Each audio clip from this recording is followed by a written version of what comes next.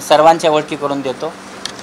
Doctor Ragini Parekh आल्या आहेत, पण त्यांना ते कमरेचा त्रास असल्यामुळं खालच्या रूममध्ये बसवलं आहे, त्यामुळं त्या नाही आहेत. डॉक्टर प्रीतम सामंत हे रेटिना सर्जन आहेत. 2004ला आपल्याकडे रुजू झाले आहेत. हिंदुजाचे चीफ आहेत आणि टीम नावाचं त्यांचं जे स्वतःचं हॉस्पिटल आहे तर ते त्या हॉस्पिटलचे डायरेक्टर आहेत. आणि रेटिना त्यांनी शंकरहून केलं आहे. आपल्याकडे 2004पासून मोफत सेवा देतात आणि ह्यांना सेवा देता यावी म्हणून हिंदुजाचा कायदा आपण बदलला. हिंदुजामध्ये कोणी फुल टायमर असेल तर बाहेर जाता येत नव्हतं, पण ते माझे विद्यार्थी असल्यामुळं मी त्यांना विनंती केली की माझ्याकडं गरीब पेशंटसाठी रेटिना सुरू करायचं आहे आणि ते सुरू करण्यासाठी माझा डॉक्टर इथं येणं गरजेचं आहे, तर तुम्ही कायदा बदला आणि एका ठिकाणी त्याला जायची परवानगी द्या. आणि 2004मध्ये आपल्या हिंदुजाचा कायदा आम्ही बदलला आणि कायदा बदलून प्रीतमला आपल्याकडे जॉईन केलं आणि तेव्हापासून आपल्याकडे ते सोमवार, बुधवार, शुक्रवार असे 3 दिवस मोफत सेवा देतात. तर त्यांना म्हणजे आपण कधी 1500 देतो, कधी देत नाही. आणि आत्तापर्यंत रेटिनाच्या ज्या त्या शस्त्रक्रिया 2012 मी सांगणार आहे पुढच्या ह्याच्यात, आणि ते स्पेशलाइज सर्व्हिस देतात. डॉक्टर शशी कपूर काढते, हां चालते. डॉक्टर शशी कपूर,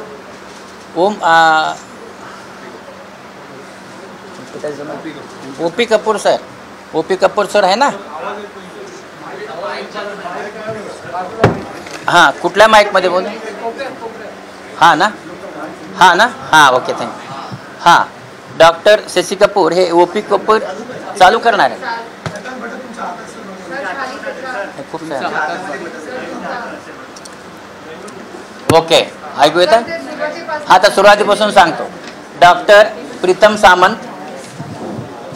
प्रीतम सामंत हे रेटिना सर्जन आहेत. शंकर नेत्रालयामध्ये ते युनिट इन्चार्ज होते. शंकर नेत्रालय त्यांना सोडायला तयार नव्हतं. मी शंकर नेत्रालयाला विनंती केली की माझ्या मुंबईमध्ये महाराष्ट्रातल्या गरीब लोकांना शंकरपर्यंत येणं शक्य नाही, तर त्याचं युनिट काढून घेऊन माझ्याकडे पाठवा. आणि मग चीफने आमची विनंती मान्य करून इथे पाठवलं, तिथून सोडलं. त्यानंतर हिंदुजामध्ये तो जॉईन व्हायच्या अगोदर हिंदुजाच्या सगळ्या ॲडमिनिस्ट्रेशनला मी सांगितलं की कायदा बदला, त्यांना बाहेर जाता येत नसेल तर प्रीतमसाठी तसा विशेष कायदा करून डॉक्टर प्रीतम 2004पासून आपल्याकडे रेटिनाची सर्जरी करतात आणि मोफत करतात. आणि 3 दिवस सोमवार, बुधवार, शुक्रवार ते आपल्याकडे येतात. आणि महाराष्ट्रभरातनं जितके रेफर झाले, जेवढे गुंते निर्माण झाले, जिथे डोळ्यामध्ये पू झाले, हे सगळे काढण्याचं मी 12 वर्षाचं आणलेलं आहे. किती रेटिना सर्जरी आपल्याकडे स्पेशलाइज झाल्या. आणि या फक्त जेमध्ये होतात. महाराष्ट्रातल्या कुठल्याही शासकीय रुग्णालयामध्ये अशा प्रकारच्या शस्त्रक्रिया होत नाहीत. डॉक्टर शशी कपूर हे ओपी कपूर सरांचे चिरंजीव आहेत आणि कॉर्नियाचे म्हणजे बुबुळ जे आहे आपलं, बुबुळचे स्पेशालिस्ट आहेत. आणि ते आपल्याकडे 2010पासून येतात. आपल्याकडे जे रुग्णालय हे एकटंच सेंटर असं होतं की जिथं चष्म्याचा नंबर कमी करण्याचं मशीन घेतलं होतं. आता दुसरं नागपूरमध्ये आहे. आणि त्या मशीनचं लेसिक करायचं काम दर सोमवार आणि बुधवार हे 12 डोळ्यांवर ऑपरेशन्स करून त्याला आपण फक्त 10,000 रुपयात लेसिक करायचो. असे आम्ही म्हणजे शेकडो मुलींचे लग्न होत नसतील किंवा मुलांचे लग्न होत नसतील तर त्यांच्यासाठी हे ते करून द्यायचे आणि नंबर कमी करायचो आम्ही. त्यामुळे आम्ही बऱ्याच मुलींच्या लग्नाला पण गेलो आहोत. तर हे शशी कपूर आहेत, हे 10पासून येतात. डॉक्टर सौरंजित सिंग भट्टी आहेत. हे जनरल सर्जन आहेत, स्वतः प्रॅक्टिस करतात. आणि यापूर्वी ते ह्याच्यामध्ये सायनला होते ना, KM आणि ह्याला आपल्या KMला असोसिएट प्रोफेसर होते. ते आमच्याकडे रुजू झाले 10मध्ये बरोबर, ह्याच्याबरोबर 2010मध्ये. आणि भट्टी सर हे आमच्याकडे जे आता आपण जेवढे कॉर्निया बघतो किंवा बँक बघतो त्याचं सगळं काम करतात. बुबुळाचं ते काम करतात. आणि जरी प्रॅक्टिसनर असले तरी रात्री बेरात्री केव्हाही बोलवलं तर इमर्जन्सीमध्ये येऊन शस्त्रक्रिया करतात. आणि तसंच दर गुरुवारी येऊन मुलांना शिकवण्याचं काम करतात. आणि बाकीच्या दिवशी 3 दिवस येऊन आम्हाला मदत करतात. डॉक्टर सायली लाने ही माझी मुलगी आहे. ही रेटिना सर्जन आहे. तिने शंकरमध्ये केलं आहे. तर ती आमच्याकडे असोसिएट प्रोफेसर होती MPSCनी, पण मी खाजगी रुग्णालय सुरू केल्यामुळे त्याने राजीनामा दिला होता. पण त्यानंतर आमच्याकडे रेटिनाच्या केसेस ह्या खूप यायला लागल्या, कारण लोक येत होते. आणि मग आम्ही त्या रेटिनाच्या केसेसला, कारण डॉक्टर प्रीतम आणि डॉक्टर अश्विन हे दोघंच रेटिनाच्या केसेस करू शकत होते आणि संख्या खूप जास्त होती. एका दिवसामध्ये 10च्या वर रेटिनाच्या केसेस करणं शक्य नसतं, कारण त्या केसेस करायला कमीत कमी 1.5 तास ते 2 तास लागतं आणि आमच्याकडे बॅकलॉग खूप होता. आणि मग आम्ही शेवटी सायलीला विनंती केली की तुम्ही कॉन्ट्रॅक्ट बेसिससाठी अर्ज करा आणि आमच्याकडे तुम्ही रुजू व्हा.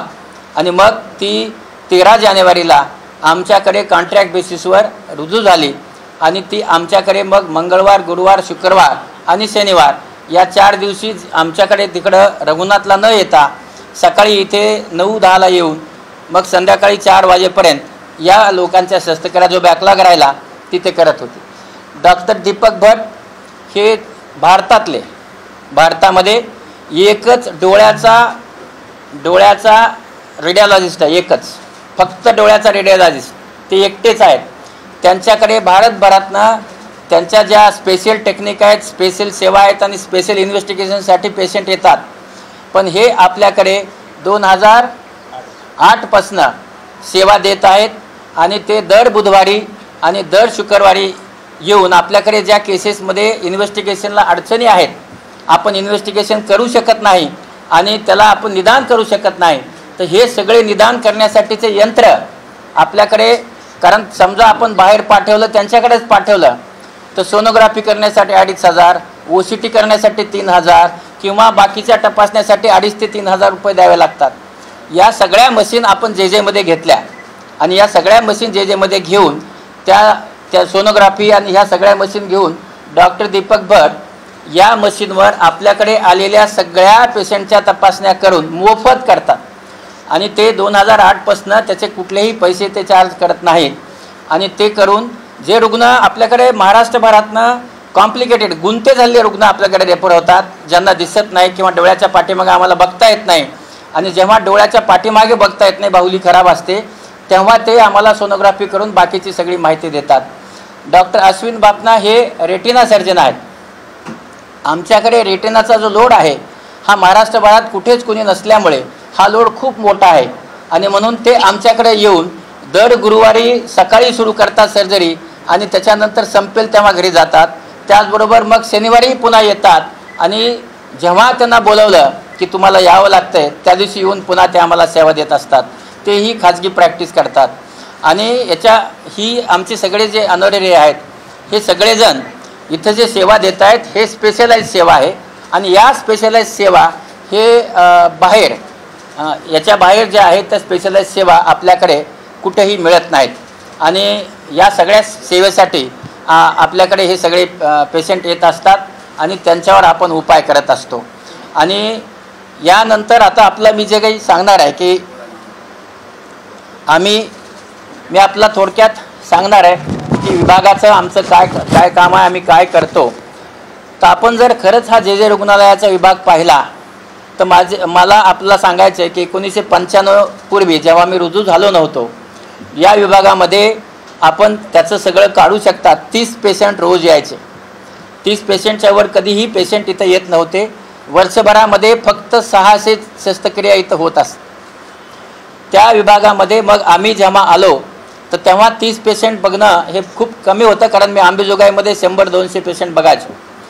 आणि मग आम्ही असा विचार केला की आपण याला थोडंसं वाढवणं गरजेचं आहे आणि ते वाढवण्यासाठी आम्ही मग सुरू केलं. आणि सुरू करत असताना पहिलं फेकोइमल्सिफिकेशन नावाचं मशीन घेतलं. 1995मध्ये फेकोइमल्सिफिकेशन बाहेर होत नसत आणि आपल्याकडे बाहेर खूप कॉस्ट असे. आम्ही इथं मुंबईला 95ला फेको घेतलं, आम्ही ट्रेनिंग घेतलं त्याचं आणि 95ला फेकोइमल्सिफिकेशन आम्ही सुरू केलं. आपण सगळ्यांनी त्याची बातमी दिली आणि त्यानंतर आपल्याकडे रुग्ण यायला सुरू झाले. हळूहळू संख्या वाढत आज आपल्याकडे रोज 300 ते 400 पेशंट. हिवाळ्यात थोडे जास्त येतात, महाराष्ट्रामध्ये हिवाळ्यामध्ये थोडे जास्त असतात, पण बाकी ॲव्हरेज आपल्याकडे रोज 300 ते 400 पेशंट आपल्याकडे येतात. आणि या 300 ते 400 पेशंटच्या सगळ्या प्रकारच्या तपासण्या, याच्यामधले जवळपास 80% पेशंट हे आपल्याकडे जे येतात तर हे 80% पेशंट त्यांनी कुठेतरी जाऊन दाखवलेलं असतं आणि ते येतात सेकंड ओपिनियनसाठी. आणि हे जे सेकंड ओपिनियन आहे याच्यामध्ये रेटिना येतो, अक्युलोप्लास्टिक येतं, त्याच्यानंतर कॉर्निया येतो, ग्लाकोमा येतो आणि त्याच्यानंतर डोळ्याचे कॅन्सर येतात. या सगळ्या याच्यासाठी लहान मुलांच्या डोळ्याचे कॅन्सर हा अगोदर डॉक्टर सुमित बघत होता, त्याने आता सोडले. त्याच्यामुळे लहान मुलांचे जे डोळ्याचे कॅन्सर आहेत ते सगळे पेशंट आमच्याकडे येत असतात आणि या सगळ्या पेशंटला आम्ही ट्रीटमेंट द्यायचं काम करतो. आणि यामध्ये आता आपण जवळपास दरवर्षी आपण जर विचार केला तर जवळपास 10,000 म्हणजे आता कोविड असल्यामुळं 10,000पर्यंत आलो आहे आपण आणि ते 16,000पर्यंत म्हणजे एवढे ऑपरेशन्स इथं आणि बाहेर जाऊन आपण बाहेर आदिवासी आणि ग्रामीण भागामध्ये सुट्टीला जोडून जातो आणि तिथं शिबिर करतो. या विभागाचं असं काम पाहिल्यामुळं 2008मध्ये केंद्र शासनाने या विभागाला नेत्रचिकित्सा संस्था म्हणजे रिजनल इन्स्टिट्यूट ऑफ इंडिया असा दर्जा दिला आहे आणि असा दर्जा मिळणारा महाराष्ट्रातला हा एकमेव विभाग आहे. आणि हे मिळण्याच्या पाठीमागचं असं कारण आहे की इथं सर्व प्रकारचे रुग्ण, सर्व प्रकारच्या स्पेशालिटी आणि त्याची ट्रीटमेंट होत असल्याशिवाय दर्जा मिळत नाही आणि तो दर्जा आम्हाला 2008मध्ये बहाल करण्यात आला आहे. आणि त्याच्यासाठी मग आम्हाला वरून 2 कोटी, त्याच्यानंतर त्याच्या आधी 1.5 कोटी असे काही 3.5-4 कोटी रुपयाची मदत गव्हर्नमेंट ऑफ इंडियाने आम्हाला केलेली आहे. आता आमच्याकडे कोण येतं? आमच्याकडे येतात डोळ्यात ज्यांचा दुर्धर आजार झाला आहे किंवा शस्त्रक्रियेनंतर गुंता निर्माण झाला आहे आणि मग अशा वेळेस 1-2 ठिकाणी दाखवल्यानंतर शेवटची अपेक्षा त्यांची काय असते तर जे रुग्णालयातील एक्सपर्टचं मत घ्यावं आणि या एका मतासाठी ते आमच्यापर्यंत आलेले असतात. या विभागामध्ये आम्ही फक्त मोतीबिंदू हा मुख्य आजार सगळ्यांचा असल्यामुळे ते करतोच, पण या विभाग डेव्हलप करत असताना याच्यातलं आमचं मुख्य काम होतं ते म्हणजे मोतीबिंदू महाराष्ट्राच्या कानाकोपऱ्यात होऊ शकतो. पण काचबिंदूचा उपाय रेटिना, मेडिकल रेटिना म्हणजे डायबिटीजमध्ये आपण PRP करतो 3 वेळा. सर्जिकल रेटिना पाठीमागचा पडदा तुटला, मागं छिद्र पडलं आणि त्याच्यासाठी आपण सर्जिकल रेटिना करतो. बुबळावरील शस्त्रक्रिया आपण डोळे बदलण्याचं काम करतो. आपले जे डोळे आहेत ते मार लागल्यानंतर आपण डोळे बदलतो, असे आपल्याला दरवर्षी 250 तरी रुग्ण डोळे बदलावे लागतात. आणि साधे जे दिसण्यासाठीचे डोळे तेही आपण 150-200 दरवर्षी बदलतो. त्याचबरोबर आपण लेसिकच्या शस्त्रक्रिया डॉक्टर शशी कपूर करतात. लहान मुलाच्या डोळ्यावरील उपाय आपला सांगतो की PGI चंदीगडनंतर भारतामध्ये सर्वात जास्त लहान मुलांच्या डोळ्यावर शस्त्रक्रिया करणारा जे रुग्णालय हा 2ऱ्या नंबरचा भाग आहे. आणि इथे आपण 21 दिवसाच्या बाळापासून ते 12 वर्षाच्या बाळापर्यंत दरवर्षी जवळपास प्रत्येक वर्षी वेगळ्या पण 350 ते 550 शस्त्रक्रिया आपण लहान बाळांच्या करतो. त्याचबरोबर या शस्त्रक्रियेमध्ये तिरळेपणा, आज हे डॉक्टर हेमालिनी सामंत आलेले नाहीत, प्रीतमच्या त्या मिसेस आहेत, त्यांचं आज ऑपरेशन झाले ब्रिज कँडीमध्ये म्हणून त्यांना येता आलं नाही. तर डॉक्टर हेमालिनी ज्या आहेत तर त्या आपल्याकडे तिरळेपणाचं ऑपरेशन आणि जे डोळ्याचे पॅरालिसिस होतात सगळे त्या डोळ्याच्या पॅरालिसिसवर उपाय ही आपली हेमालिनी तिथं करत असते, ते आपण इथं उपाय करतो. त्याचबरोबर डोळ्याचा कर्करोग म्हणजे 1 महिन्याचं बाळ, 1.5 महिन्याचं बाळ, 2 महिन्याचं बाळ ह्यांना कर्करोग होतो आणि यांना आपल्याला उपाय करता यावे म्हणून आपण परवानगी काढली आणि परवानगी काढून आपण ह्या सगळ्या लोकांना 12 किमोथेरपी द्याव्या लागतात इतक्या लहान बाळांना. हे करण्याचं काम डॉक्टर सुमित करत होता, त्यांनी ते सोडलं आहे. पण त्याला मी सांगितलं की बाबा हे पुढचं काम तुम्ही कंटिन्यू करा, कारण रस्त्यात त्या लोकांना सोडणं योग्य नाही आणि म्हणून ह्या लोकांचे सगळे आम्ही ट्रीटमेंट केल्यात, शेवटपर्यंत केल्या. त्याच्यानंतर अक्युलोप्लास्टिक सर्जरी म्हणजे आपल्याकडे जर बघितलं खूप असे इंजुरी होऊन येतात लोक, डोळे बाहेर पडलेले असतात, मधला हाड मोडलेला असतं, अशा वेळेस त्याच्यावर काही उपाय होत नाही. तर हे उपाय करण्यासाठी सगळे अक्युलोप्लास्टिकच्या सर्जरी आहे, त्याचं हाड बसवणं, त्याला खालून सपोर्ट देणं, डोळा वर आणणं किंवा एखादा डोळा गेला असेल तर तिथे काचेचा डोळा, फिरणारा डोळा बसवणं. म्हणजे आपल्याकडे जेमध्ये जर एक डोळा गेला तर त्या डोळ्यामध्ये आपण फिरणारा डोळा बसवायचं काम करतो. एवढी अल्ट्रा मॉडर्न सर्जरी आपण करतो. किंवा वरची पापणी खाली पडते, तर ही खाली पडल्यानंतर एक डोळा लहान एक डोळा मोठा होतो, तर ती पापणी वर करायचं टोसिसचं ऑपरेशन आपल्याकडे विशेष रूपाने आपण करत असतो. आणि ह्या सगळ्या ज्या सर्जरी आहेत या आपण या विभागात करतो. आणि तुम्हाला आत्ताच सांगितलं की स्पेशलाइज इन्व्हेस्टिगेशन जे तपासण्या, स्पेशलाइज तपासण्या त्याही आपण या विभागात करतो, ज्याच्यामुळं पेशंटला बाहेर जाऊन खर्च करावा लागत नाही. दुसरी गोष्ट अशी आहे की आपण काय करतो, 2nd आणि 4th सॅटर्डेला फ्रायडे जोडतो आणि जाऊन आपण ग्रामीण भागामध्ये मुख्यतः आपण मेळघाट आहे, चंद्रपूर आहे, बाबा आमटेचा आनंद आश्रम आहे, गडचिरोली आहे, या सगळ्या भागामध्ये आपण जाऊन जे लोक आपल्यापर्यंत येऊ शकत नाहीत, कारण त्यांच्या घरून त्यांना आणलं जात नाही, अशा लोकांचे ज्यांचे मोतीबिंदू पिकले आहेत, अशा पिकलेल्या मोतीबिंदू ज्याच्यात काचबिंदू झाले आहेत, अशा सगळ्या रुग्णावर, आणि जे कुष्ठरोगी आहेत, जे बाबा आमटेच्या आश्रममध्ये आम्ही जातो, तिथं आम्ही जवळपास 5,500 कुष्ठरोग्यावर 100% यशस्वी शस्त्रक्रिया केल्या आहेत. कारण कुष्ठरोग्यामध्ये ऑपरेशननंतर 35% अंधत्व येत असतं, आम्ही ते 0वर आणलं आहे. तिथं कुठेही त्याला अंधत्व आम्ही येऊ दिलं नाही आहे. दुसरी गोष्ट अशी आहे, 1 मिनिट, पंखा नसल्याचं थोडं ठीक आहे, पण तुम्हाला ऐकू येत नाही ना.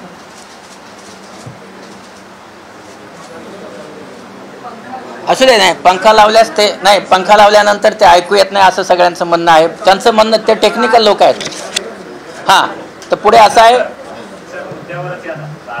येणार आहे त्याच्यावर येणार, पण त्याच्यासाठी तुम्ही विभाग काय काम करतो ह्याची माहिती असणं गरजेचं आहे. संपत आले म्हणजे पुढच्या 10 मिनिटात सगळं वाचून होईल.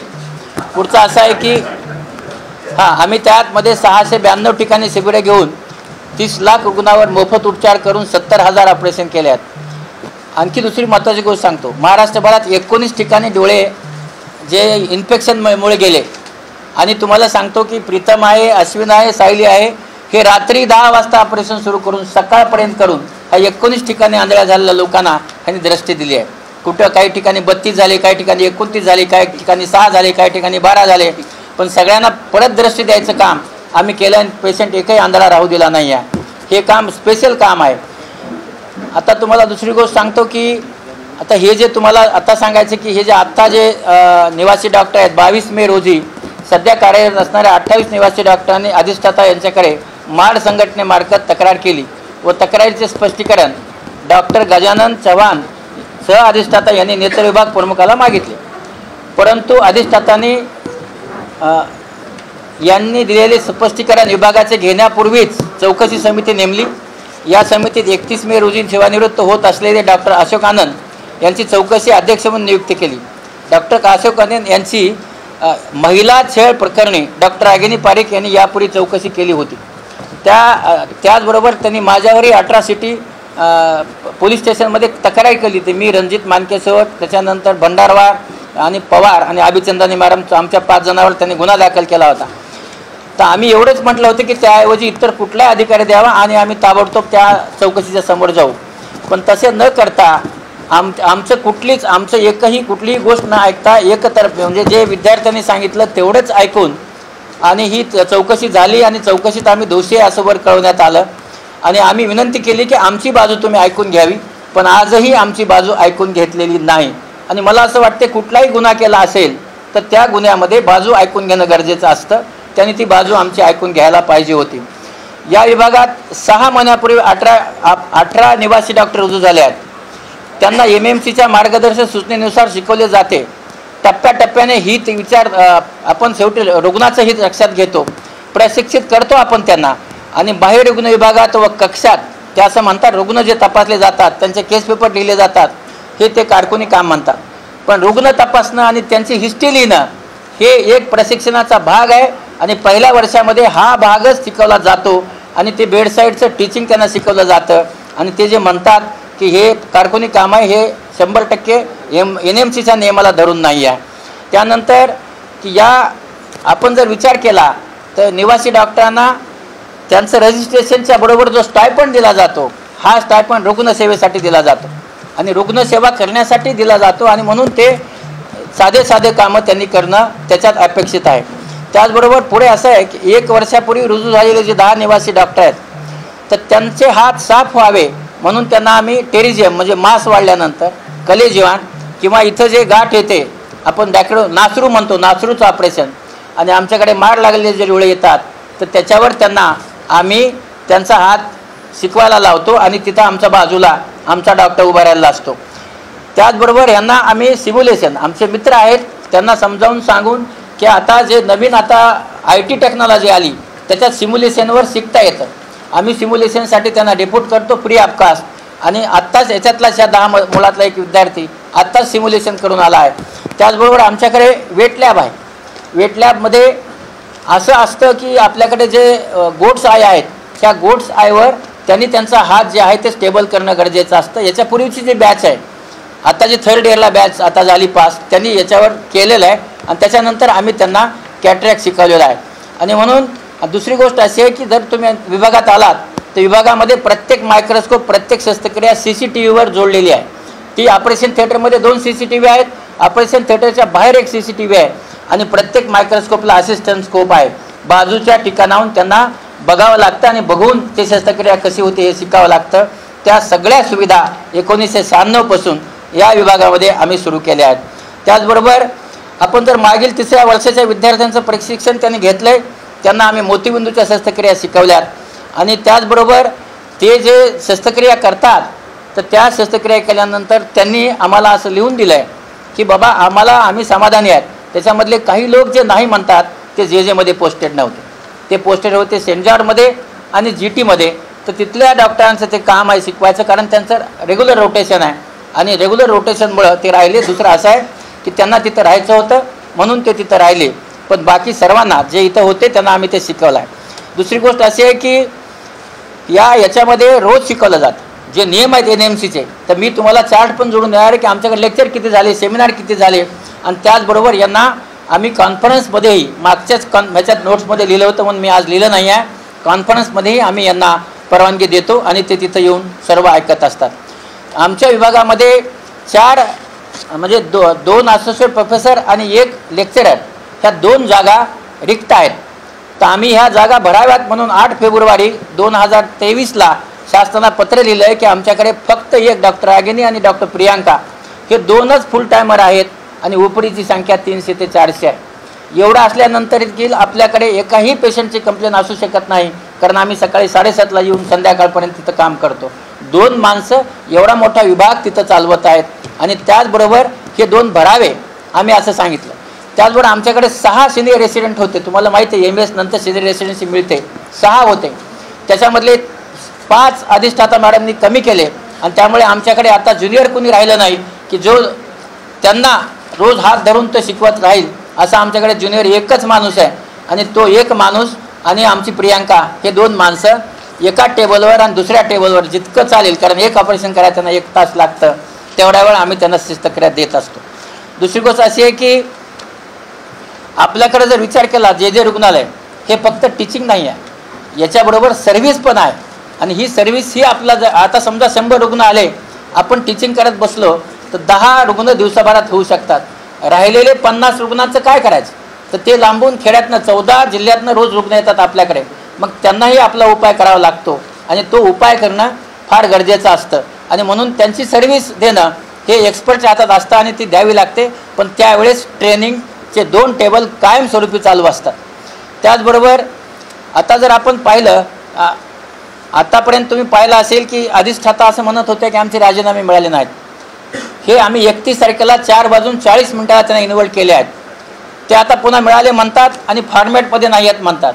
त्याचा जो फॉर्मॅट आहे आम्ही तो भरला आहे आणि पहिल्या दिवशी जे आम्ही पाठवलं आहे ते त्यांना जे डेट नव्हती त्याच्यात आम्ही लिहिलं आहे 31 मे 2023 पासून आम्ही राजीनामा देत आहोत. वरच्या कॉलमला डेट नाही पण मध्ये लिहित असताना आम्ही तारीख लिहिली आणि त्याचे जे काही प्रफॉर्मा आहेत हे प्रफॉर्मा आम्ही सगळे भरून ते सगळे भरून त्यांना देत आहोत. प्रत्येक प्रफॉर्मा, सगळ्यांचा प्रफॉर्मा, जे माझे सगळे इथं डॉक्टर बसलेत त्यांचा प्रफॉर्मा भरून देत आहोत. आणि त्याचबरोबर डॉक्टर रागिनी यांचं VRS जे आहे त्याचाही प्रफॉर्मा जो भरला नव्हता तोही आम्ही भरून देत आहोत. हे पूर्ण झाले आहेत, हे आम्ही आता सबमिट करणार आहोत. आणि म्हणून जे काही नियमानुसार करणं गरजेचं आहे ते आम्ही करत आहोत. त्यानंतर आपलं आताच मी सांगितलं की पत्ता त्याच्यावर टाकलं. आता तुम्ही पहा YouTubeवर चेहऱ्याला मास्क लावून काही निवासी डॉक्टर आमच्यावर शस्त्रक्रिया चोरल्याचा आरोप करतात. मला मी जेव्हा ऐकलं त्याच्यानंतर आम्हाला फार उद्विग्न झालो आम्ही की आमच्या नावाने पेशंट येतात तिथे आपल्या सगळ्यांना माहिती आहे आणि हे पेशंट येत असताना आम्ही ज्या एका डोळ्याचं ऑपरेशन केल्यानंतर दुसऱ्या डोळ्या विद्यार्थ्यांना शिकवतो आणि ह्या शिकवत असताना आम्ही बोलतो बाजूला उभं राहून, रेसिडेंटला सांगतो आपण बोलू नका कारण पेशंट ऐकणार नाही आणि आम्ही बोलून त्यांना ऑपरेशन करायला लावतो. माझा लेक्चरर, माझा SR बोलत असतो आणि त्यांना सांगतो तुम्ही शांतचित्ताने ऑपरेशन करा. बाबांनो, आम्ही टीचर आहेत, 30 पिढ्या घडवल्यात मुंबईमध्ये. मी 30 पिढ्या घडवल्यात अंबेजोगाईमध्ये मी 9 पिढ्या घडवल्यात. एवढ्या पिढ्या घडवणारा मी डॉक्टर आहे. ह्या जर 30 पिढ्या आम्ही घडवल्या तर ते घडवलेले डॉक्टर आज बाहेर जाऊन काम करतायत. 30 पिढ्या घडवल्यानंतर असं कोणी म्हणत असेल आणि त्यांच्या शस्त्रक्रिया चोरतं कोणी म्हणत असेल तर याच्या एवढं, आणि तेही आमच्या एकेरी नावानं, आणि अधिष्ठाताना मॅडम म्हणतात आम्हाला एकेरी नावाने बोलतात. मला ह्याचं खूप दुःख झालं आहे. एवढं शिकवल्यानंतर असं कोणी करत असेल तर आम्ही खरंच उद्विग्न झालो आहेत. त्यानंतर आपला दुसरी गोष्ट सांगतो की ह्या ज्या शस्त्रक्रिया आहेत आम्ही तुम्हाला एक सांगतो की अधिष्ठाता प्रत्येक गोष्ट तुम्हाला सांगितलं, कालच राजीनामे मिळाले नाहीत, तुम्हाला आम्ही दाखवतो. आम्ही ते 4:40ला दिले आहेत. त्यानंतर आज म्हणतात की अर्धवट आहेत. त्यानंतर एकतर्फी त्यांनी जे चौकशी सांगितली, चौकशीत आम्ही दोषी आहोत. कसं दोषी असू शकतो? आमचा कुणाचाही जॉबच घेतला नाही तर दोषी कसा असू शकतो? ते सगळे एकतर्फी म्हणून दिलं आहे. दुसरी गोष्ट अशी आहे की हे जे माझे ऑनररी प्रोफेसर आहेत ते म्हणतात की हे NMCमध्ये PG टीचर नाही आहेत. आपल्याला विनंती करून सांगतो, 2004 पासून प्रीतम 2010 पासून ही सगळी मुलं दरवर्षी ह्यांना एक विद्यार्थी आम्ही देतो आणि त्यांनी 10 ते 15 विद्यार्थ्यांना आजपर्यंत गाईड म्हणून गाईड केलं आहे. आणि याच्यानंतर त्यांच्या गाईड म्हणून त्यांचे डिझर्टेशन त्यांना PGला बसण्यासाठी आणि त्यांना गाईड करण्यासाठी हे रोज काम करतात. मला याचं वाईट वाटतं की एवढं काम केल्यानंतर ही माणसं माझ्याकडे येऊन फ्री काम करतात. अशा वेळेस त्यांच्यावर असं म्हणणं मला फार अतिशय दुःखदायक आणि क्लेशदायक आहे. आणि त्यामुळं हे सर्वजण आजही अधिष्ठाताच्या सैनी एक्सपिरियन्स घेऊन NMC आणि MUHSमध्ये टीचर म्हणून काम करत आहेत. आणि दुसरी गोष्ट अशी आहे की आपण पाहत असाल की या विभागामध्ये गरजू अंध रुग्ण उपचारासाठी येतात. 6 महिन्यापूर्वी रुजू झालेले डॉक्टर प्रशिक्षण या नावाखाली जर वरूनच आम्हाला सगळ्यात दाबदबाव करत असतील, संपावर जात असतील तर मला असं वाटतं की या 6 महिन्यात त्यांना शस्त्रक्रिया शिकण्यासाठी मोतीबिंदू शस्त्रक्रिया देणे NMCच्या कुठल्याही गाईडलाईनमध्ये नाही आहे. आणि अशा वेळेस दाबदबाव करून आमची बाहेर इतकी बदनामी केल्यानंतरही आम्ही असा विचार केला की जे रुग्ण आमच्याकडे गरीब रुग्ण आहेत ते कुठेही जाऊ शकत नाहीत, त्यांचे अवघड शस्त्रक्रिया असतात, अशा गरीब रुग्ण शस्त्रक्रिया करण्यासाठी माझ्याकडे येतो. असा आल्यानंतर आम्ही ट्रेन झालेल्या डॉक्टरला नक्की शिकवतो. पण मला असं नेहमी वाटतं गरीब रुग्णाचा डोळा हा गरीब नाही, त्याला देखील नजरेची गरज आहे. आणि मग जर आमच्या सगळ्यांनाच डॉक्टरांना असं वाटत असेल की आम्ही त्यांचे ऑपरेशन सोडतो, आम्ही त्यांचं आलेलं सगळं काम करतो आणि आमच्यावर असे आरोप होत असतील तर गरीब रुग्णांना आंधळ करण्यापेक्षा, आमच्यासमोर होऊ देण्यापेक्षा, कारण त्यांच्यावर आजपर्यंत गेली आम्ही 36 वर्षे नजर देत आलं, दृष्टी देत आलं, हे आम्ही पुढे करणार नाही. आम्ही स्वतःहूनच, मला मान्य आहे की त्यांना असं वाटतं की आम्ही ते ऑपरेशन करतो, आम्ही स्वतःहूनच तिथून बाजूला होत आहे. आणि आम्हाला एवढंच या सगळ्या गोष्टी म्हणायचं आहे की आम्ही जे काही सोडतोय सगळं हे आम्ही दाखवण्यासाठी सोडत नाही. आम्ही यानंतर काहीही झालं तर जे हॉस्पिटलमध्ये जाऊन आम्ही काम करणार नाही. बाहेर जाऊन आम्ही चॅरिटी शक्य झालं करू, नाही शक्य झालं नाही करू, पण जे रुग्णालयामध्ये आम्हाला यानंतर जायचं नाही आहे. आणि हे सांगण्यासाठीच मी माझ्या सगळ्या या प्राध्यापकांना इतका दबाव आहे, यांना इतके फोन केले, यांना घरी पाठवले आणि म्हातारे आईवडील सगळे परेशान झाले घरी सगळे पत्र पाठवून. पण तुम्हाला सांगतो आम्ही फर्म याच्यासाठी आहेत की आमचं जे ह्युमिलेशन झालं आहे, एवढं काम केल्यानंतर, इतक्या लोकांच्या कामी पडल्यानंतर जे ह्युमिलेशन झालं आहे, हे ह्युमिलेशन अतिशय म्हणजे हे सहन करण्याच्या पलीकडे आहे. आणि मी आता 67 वर्षाचा झालो आहे. यावेळेस मी काम काही माझ्या नंबरासाठी करत नाही तर आलेल्या पेशंटची सेवा म्हणून करतो. जन्मभर सेवा करत राहिली आहे, यापुढे नक्की सेवा करेल, पण मी माझ्या इथे येऊन पुन्हा ही सेवा मी करणार नाही आहे. आम्ही सगळेच करणार नाही आहेत. हे खरं आहे का? आपण सगळे आम्ही सगळे येणार नाही आहेत.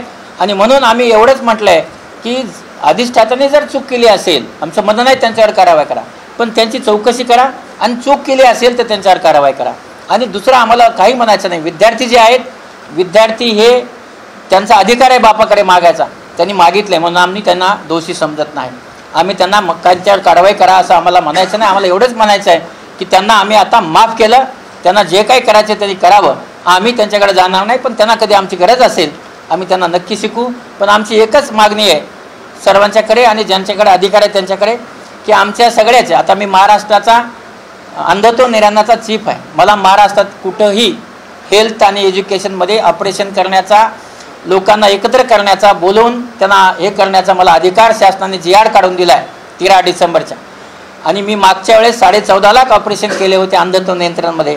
आताही मला 27 लाख करण्याचा मला करायचे होते. पण आता असं काही होत असेल तर मला असं वाटते की मला हे करणं, माझा स्वतःचा स्वाभिमान ठेवणं गरजेचं आहे.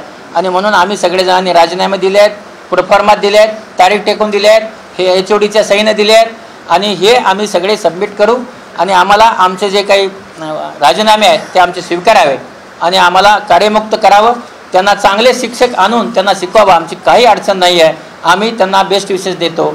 आणि माझं जे काही म्हणणं आहे ते मी इथं संपवतो. आपल्या सगळ्यांचे खरंच मनापासून ऋण व्यक्त करतो की आपण सगळेजण आलात आणि एवढ्या मोठ्या संख्येने आलात. आजपर्यंत नेहमीच मी पाहिलं आहे की आमच्यावर कुठलंही संकट आलं तर तुम्ही आमच्याबरोबर उभं राहिलात, आम्हाला मदत करत राहिलात.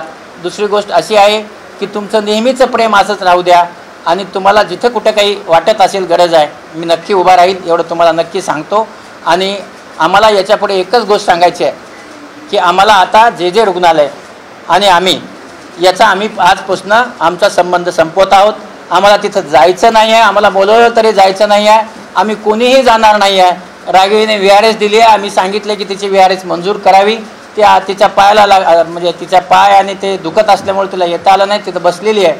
पण आपल्या सगळ्यांना आम्ही कळकळीची विनंती करतो की आम्हाला आता सोडा आणि इथून आम्हाला जाऊ द्या. नमस्कार.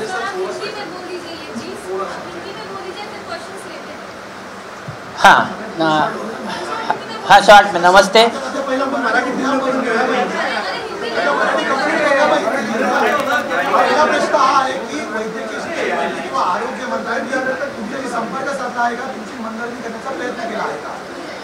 माझं असं मला असं तुम्हाला सांगायचं आहे की या संदर्भामध्ये पुढे म्हणजे आम्हाला कोणी काही बोललं, कोणी फोन केला, राजकारणाचे फोन आले, या सगळ्या गोष्टीबद्दल मला आपलं एकच सांगायचं आहे की या विषयावर कालपर्यंत मी बोलत होतो.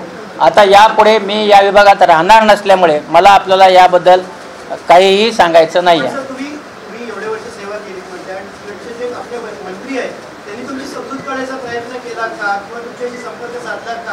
त्यांच्याशी असलेल्या काही वादामुळे अशा गोष्टी घडतात असे आरोप केले जातात, याच्यामध्ये काय तथ्य नाही. आपल्याला निश्चित सांगतो की माझे साहेबांचा कुठलाही वाद नाही आहे.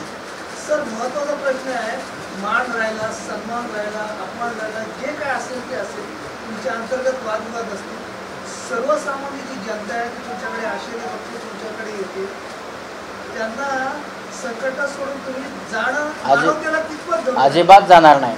रघुनाथ नेत्रालय नावाचं नेत्रालय काढलं आहे, ते माझं स्वतःचं आहे आणि तिथं मला कोणी विचारणार नाही याचं मोफत केलंच का, याला पैसे देस का. या जे जसं करत होतो तसंच इथं करेन, कुणालाही रस्त्यात सोडणार नाही. सर, असाच आरोप तुमच्यावर होतोय की तुम्ही आता हे नवीन रुग्णालय काढलं म्हणूनच हात फाडस तुम्ही केला, कारण की याच्या अगोदरही बऱ्याच वेळा तुमच्यावरती संकट आलेली. जे रुग्णालयाचे तुम्ही डीन होता त्याच्यानंतर उच्च पदावर गेला, त्यावेळेसही बरेच संकट आले. त्यावेळेस कधी असे निर्णय घेतले नाही, पण आताच हा निर्णय घ्यायचं कारण का? हे बघा, जे रुग्णालय मी हे काढले 1 वर्ष झाले, मी काढून 1 वर्ष झाले. 1 वर्षामध्ये सकाळी 7:30 ते रोज 3:30 जे रुग्णालयात मी सेवा देतो. मला जर तिकडं जायचंच असतं तर मी तेव्हाच सोडलं असतं ना. कठीण थोडंच होतं आणि मी तिकडे जाऊन राहिलो असतो. असं निश्चित नाही आहे. आणि म्हणून तुम्हाला सांगायचं आहे की मी इथं गरिबाची सेवा करायला येतो, पण त्या गरिबांना मी रस्त्यात सोडणं. आणखी एक गोष्ट सांगतो, आंबेजोगाईला माझं जे गाव आहे जिथून माझ्याकडे पेशंट येतात तिथं मी रघुनाथ नेत्रालय चॅरिटी रुग्णालय काढले आणि तिथं मी महिन्यामधनं 2 वेळा जाऊन तिथे मोफत शस्त्रक्रिया करणार आहे. आणि तो देखील उपक्रम मी जानेवारीत सुरू केला, आज नाही, म्हणजे आत्ता सुरू केला असं नाही आहे. म्हणजे मला ते करायचं आहे. मी मुरुड जंजिऱ्याला डायलिसिस सेंटर काढलं. मी 450 डायलिसिस मोफत करतो आणि सोनोग्राफी, इको आणि त्याच्यानंतर 2D इको आणि हे सगळं मी तिथं 800 रुपये घेऊन करतो. आणि एकाही तिथल्या पेशंटसाठी चॅरिटी तिथं मी 2018 चालवतो. ही जी चॅरिटी चालवतो त्या भागात डायलिसिसचं सेंटर नव्हतं. 6 डायलिसिस मशीन आहेत माझ्या आणि त्या 6 डायलिसिस मशीनवर अंजनाबाई डायलिसिस सेंटरवर ते मी काम करतो. सामाजिक काम करायचा माझा वसा आहे आणि तो सामाजिक काम आता मी रिटायर झाले 67 वर्षे. आपल्या इथं जर मला असं वाटतं की त्यांना असं वाटत असेल की आम्ही त्याच्यातल्या काही शस्त्रक्रिया चोरतो, तर मला असं वाटतं की इतक्या खालच्या लेवलचे शब्द वापरत असताना तिथं काम करणं योग्य नाही. पण लोकांची सेवा जी आहे आपल्याला पुन्हा 1 वर्षाने भेटेल मी पुढच्या वेळेस, आणि तुम्हाला एकही तक्रार असणार नाही की माझ्याकडे आलेला पेशंट परत गेला, आणि कधीच जाणार नाही. मला बघा, मला आज तुम्हाला मगाही मी सांगितलं या बाबतचं राजकारण आहे किंवा नाही हे मला खरंच माहीत नाही. मला एवढंच तुम्हाला सांगायचं आहे मित्र माझ्या, की मी आता त्या जेजेमध्ये जाणार नाही आणि यापुढे माझं त्या जेजेशी संबंध मी ठेवणार नाही. देवेंद्र फडणवीस यांची सुद्धा भेट घेतली होती, त्यांनी आश्वासन सुद्धा दिलं होतं. मी आतापर्यंत ज्यांना ज्यांना भेटलो किंवा ज्यांना ज्यांना बोललो ते सगळेजणच माझ्यासाठी सहानुभूतीपूर्वक बोललेले आहेत. पण मला असं वाटतं की मी आज असं ठरवलं आहे की यानंतर आपल्याला या गोष्टीमध्ये जेव्हा पडायचंच नाही आहे तेव्हा बाकीच्या सर्व गोष्टी मी इथं आज थांबवत आहे, आणि मला खरंच थांबवत आहे. आम्ही करणार आहोत. आम्ही अंबेजोगाईमध्ये जे राहिले जवळचे मराठवाड्यातले आणि राहिलेले मुंबईत करणार आहोत. त्यांना मी फोन केले आहेत आणि तुम्ही विचारू शकता.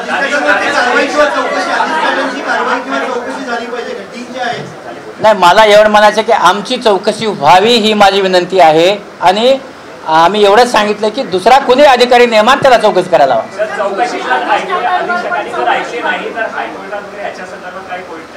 आम्ही सोडलंच आहे.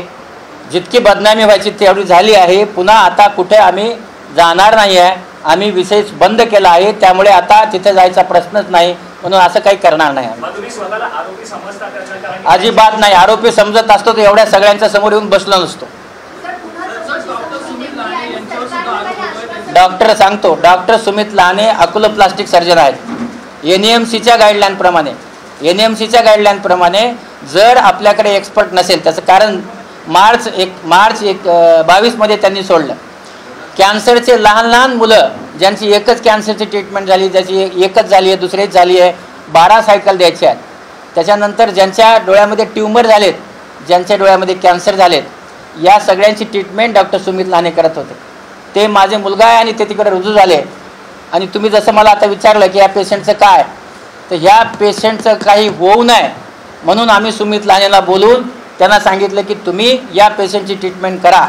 आणि आपल्याला सांगतो याच्यासाठी आमच्यावर गुन्हा नोंदवण्यापर्यंत अधिष्ठाता जात आहेत. पण तुम्हाला एक निश्चित गोष्ट सांगतो, पेशंटसाठी आम्ही जेलमध्ये जायला नक्की तयार आहेत. आम्ही नक्की जेलमध्ये जाऊ, पण पेशंट सेवा आयुष्यभर केली आहे ती कधीच सोडणार नाही. आणि म्हणून माझ्या मुलालाही मी सांगितलं की बापाने बोलवलं म्हणून तुला जेलमध्ये जायचं असेल तर मी अभिमानाने तुला जेलमध्ये पाठवतो. पण मी कुणासाठी चाललो आहे? माझे 3 महिन्याचा मुलगा, माझा 1.5 महिन्याचा मुलगा, ज्यांचं आम्ही हे केलं, ट्रीटमेंट केली कॅन्सरची, त्याच्यासाठी. सर, मुंबई महाराष्ट्र झालं किंवा देशभरातून तर लहाने या आडनावाच्या वयामुळे लोक जेजेमध्ये होते ट्रीटमेंटसाठी. मग आता काय? मी जे येत होते त्या लोकांचे माफी नक्की मागेन मी. कारण मला जे आता तुम्ही पाहिलं असेल की इतक्या क्लेशदायक याच्यात जगणं योग्य नसतं. या वयामध्ये मला असं वाटतं की हे फार सहन करण्याच्या पलीकडे आहे. जेव्हा आधी आघात झाले तेव्हा मी स्ट्रॉंग होतो, आणि आता जेव्हा आघात झाले तेव्हा माझं वय झालं आहे. किडनी बदललेला माणूस आहे, 10 गोळ्यावर मी जगतो. अशा वेळेस मला असं वाटतं की माझ्या कुटुंबासाठी माझं आयुष्यही त्यांना खूप महत्त्वाचं आहे. पण मी पेशंटसाठी ते जर माझ्याकडे आले तर निश्चितच मी त्यांच्यावर ट्रीटमेंट करणार आहे. हाँ, नमस्कार. मैं हिंदी में ना हो गया, मैं हिंदी में बात करूँगा. हिंदी में बात करूँगा.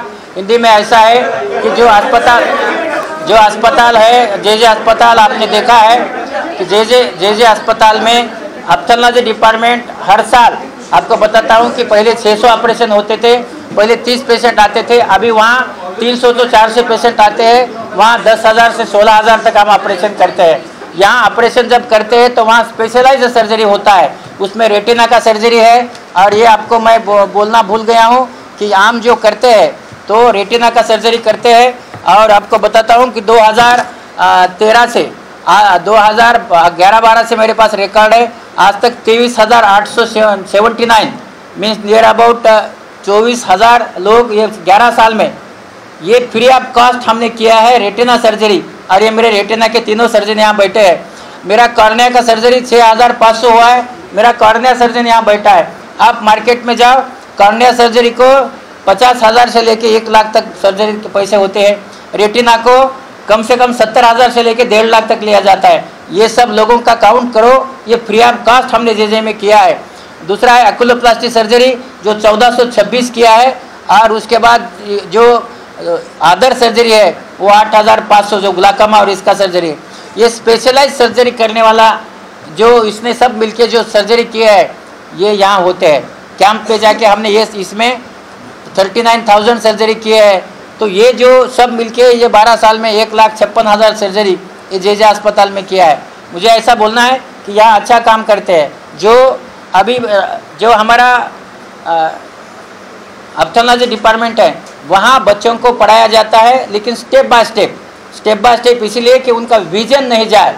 फर्स्ट ईयर में पूरा ट्रेनिंग दिया जाता है, सेकंड ईयर में पूरा सर्जरी सिखाया जाता है और बोर्ड साइड पे सिखाया जाता है, और सेकंड ईयर से हम उनको कैटरैक्ट सिखाते हैं। अभी जो सेकंड ईयर का बैच है उन्हीं का टर्न है कैटरैक्ट सीखने का, और वो उनको हम कैटरैक्ट भी सिखाते हैं। और उनको बाकी के जो इतने 8 स्पेशलिटी है महाराष्ट्र में किसी भी अस्पताल में ये 8 स्पेशलिटी का रेसिडेंट डॉक्टर को एक्सपीरियंस नहीं आता है, वो यहाँ आता है। इसके बाद भी अगर आप देखते हो तो हमने रिसिग्नेशन दिया, डीन मैडम ने बोला उस पर डेट नहीं है, हमको मिला नहीं है, लेकिन वो हमने 31 तारीख को 4:40 को दिया है। उसका हमारे पास इनवर्ड का टाइम डाल के साइन है। उसके बाद जो प्रोफार्मा भरना था हमने प्रोफार्मा भरा है, वो हम सबमिट करने वाले हैं। उस पर सिग्नेचर है, सिफारिश किया है हमारे HOD ने, वो हम देने वाले हैं। हम जो कर रहे हैं से थर्ड ईयर के बच्चों को हमने पढ़ाया है, थर्ड ईयर के बच्चों ने लिख के भी दिया है कि हमने उनको पढ़ाया है। तीसरी चीज़ ऐसी है कि जो अभी आप अगर देखते हो कि जो यूट्यूब पे वीडियो है और ये सब किया जा रहा है, देखिए NMC के नाम से लेक्चर लेते हैं, NMC के नाम पे कैटरैक्ट सिखाते हैं, और इसके लिए हमको अगर इंक्वायरी किया तो हम उनको बता देंगे कि यस NMC का नाम हमने कभी भी अवॉइड नहीं किया, उसी के हिसाब से सिखाते हैं। हमने हमारे 2 असिस्टेंट प्रोफेसर एक लेक्चर में भरो बोला है, हमारे सीनियर रेसिडेंट 6 में से 5 कम करके ये किया है। मैन पावर नहीं है, नंबर ऑफ द पेशेंट बहुत ज़्यादा है, उसके बाद भी 2 लोग जो फुल टाइमर है और ये मेरे ऑनरेरी मिलके ये सब पेशेंट को 70 से 80 हज़ार लोग दर साल हमारे पास आते हैं, और ये सब लोगों को ट्रीटमेंट देने का काम हम करते हैं। 10 से 16 हज़ार ऑपरेशन हम करते हैं, और ये लोग आके वहाँ हमको हेल्प करते हैं। लेकिन हम स्पेशलाइज सर्जरी करते हैं, कैटरैक्ट भी किया तो फेकोइमल्सिफिकेशन करते हैं, और इसीलिए जब ये डॉक्टर बोलते हैं कि हम उनका ऑपरेशन चुरा ले, हमको बुरा लगता है। इनको जब पढ़ाते हैं हम तो हम पढ़ाते वक्त उनको बोलते हैं कि आप बात नहीं करो, और हम उनको पेशेंट को समझाते हैं और उनका ऑपरेशन करते हैं। और मुझे ऐसा लगता है कि जहाँ हमने इतना काम किया है, पब्लिक का काम किया है, हम जाके खेड़े में 692 कैंप किए हैं, वहाँ भी हमने 30 लाख लोगों को जांचा है, उनको उपाय किया है, और उसके बाद 70,000 ऑपरेशन किया है। और ये सब होने के बाद जे अस्पताल महाराष्ट्र में सबसे अच्छा ऑप्थेल्मोलॉजी डिपार्टमेंट है, नंबर 1। इतना अच्छा काम करता है, छोटे बच्चे का सर्जरी करता है जो कहीं भी नहीं होता है। और ये सब करने के बाद अगर कोई हमको अच्छी तरह से बोलता है कि ऐसी तरह से इतने लो लेवल में बोलते हैं, उनको हम वहाँ रहना अच्छा नहीं लगता है, तो हम भी वहाँ नहीं रहना चाहते हैं। और हम जो आज तक रहे हैं, और मुझे ऐसा लगता है कि इसके बाद मुझे लगता है कि हमने रहना नहीं चाहिए, और हम वहाँ रहना नहीं चाहते। इसलिए हमने सबने मिलके, हमको बहुत तकलीफ हुआ है, कल से हमको सबको मेमो, सबको कागज़ सब मिला है, लेकिन हमने रिसिग्नेशन दिए है। जो इंक्वायरी हुआ है ये 1 साइडेड है, हमारा साइड पूछा नहीं है। हम चाहते हैं कि इंक्वायरी हो, और हम इसके लिए कोई कोर्ट बिल्ट में कहे जाने वाले नहीं है, क्योंकि हम आज से जे अस्पताल में जाने वाले ही नहीं है। कुछ भी हुआ तो हमने रिज़ाइन किया है, और अगर डॉक्टर सुमित ने आके पेशेंट को ट्रीट किया है और वो अगर गुनाह है तो सुमित जेल में जाएगा। और मुझे अच्छा लगेगा कि छोटे बच्चों की जान अच्छे करने के लिए वो जेल में गया। I will be proud of him. तो मुझे ऐसा लगता है कि किसी डॉक्टर को NMC के रूल से एक्सपर्ट को बुलाया जा सकता है। 2016 का रूल है, और उसमें जो ट्रीटिंग डॉक्टर है that doctor can call the expert end treat the patient on table. आपको बताता हूँ, आज बाहर से सोनोग्राफी मशीन लेके जे में ऑपरेट करते हैं, साइन में ऑपरेट करते हैं, नायर में ऑपरेट करते हैं, बाहर के लोग आते हैं, इसलिए कि दे आर एक्सपर्ट। तो इनको बुलाया जाता है और उनको एक्सपर्ट से ऑपरेशन किया जाता है। जे अकेला नहीं है, ऑप्थेल्मोलॉजी अकेला नहीं है, हर डिपार्टमेंट में किया जाता है। और इसलिए मुझे ऐसा लगता है कि अगर उनको जो डीन है उनकी गलती लगती है, उन पर एक्शन होना चाहिए। और हमने जो रिसिग्नेशन दिए हैं, मैं विनती करता हूं कि हमारे रिसिग्नेशन एक्सेप्ट किए जाए और हमको छोड़ दिया जाए। आप कह रहे हैं कि रूल्स के अनुसार आपने पढ़ाया उन्हें, लेकिन 400 से अधिक डॉक्टर, रेसिडेंट डॉक्टर जो है उनका कहना है कि वो आपसे सीखे नहीं। वहीं डीन का भी ये कहना है कि जो अदर मेडिकल कॉलेज, समझा, सुनो, मैं बोलता हूँ, देखिए अदर मेडिकल कॉलेज में जो पढ़ाया जाता है वो खाली कैटरैक्ट पढ़ाया जाता है। मेरे पास रेटिना, मेरे पास कॉर्निया, मेरे पास लेसिक, मेरे पास क्विंट, मेरे पास पेरियाट्रिक सर्जरी, अकुलोप्लास्टी, ये कहीं नहीं पढ़ाया जाता है। ये गिनो बोलो खाली क्या, सुनो मेरी बात सुनो। और मैं तैयार हूँ कंपेयर करने के लिए, मेरे इतना एक्सपोजर कहीं भी नहीं मिलता है। और ये जो एक्सपोजर है, ये जो मिल रहा है एक्सपोजर, बाहर जाके एक साल लोगों को जाके ये करना पड़ता है, जाके वहाँ, तो वो यहाँ सब मिलता है। और इसलिए हम एक्सपर्ट सब चीज़ें यहाँ हमने दिए हैं और उनको पढ़ाते हैं। मुझे ऐसा लगता है कि आप लोगों को मैंने सब जवाब दिया है और आज मैं खुद को यहाँ से डिटैच कर रहा हूँ जैसे आप लोगों का मैं दिल से, तहे दिल से शुक्रिया अदा करता हूँ। आप लोगों को ये बताता हूँ, सुनो मेरी बात, आप लोगों को ये बताता हूँ कि मैं इसके बाद किसी के क्वेश्चन नहीं लूँगा, क्योंकि मैं जैसे डिटैच हो गया हूँ। मैं इतना ही बोलता हूँ कि मैं इतना ही बोलता हूँ कि अभी आप लोग जो आए, जो मेरा सब सुना, और जब भी आपको मेरी ज़रूरत होगी तो डॉक्टर लाने जैसा जे में मिलता था वैसा ही रघुनाथ में मिलेगा। और कभी उसमें कोई थोड़ी गलती आ गई तो मुझे आके आप बोल, नहीं सर आप थोड़ा अलग बिहेव कर रहे हो, ऐसा कभी नहीं होगा। पेशेंट का हूँ, पेशेंट के लिए रहूँगा। मैं इसके बाद सबको हाथ जोड़ता हूँ कि मैंने जितना बोलना चाहिए बोला। मैं आपको प्रेस नोट दे रहा हूँ, अभी वो सबको मैं प्रेस नोट दूंगा। Thank you very much.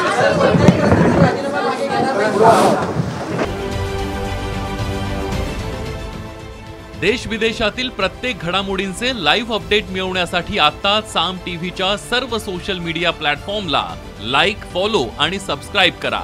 तसंच सर्व नोटिफिकेशनसाठी बेल आयकॉन प्रेस करायला विसरू नका।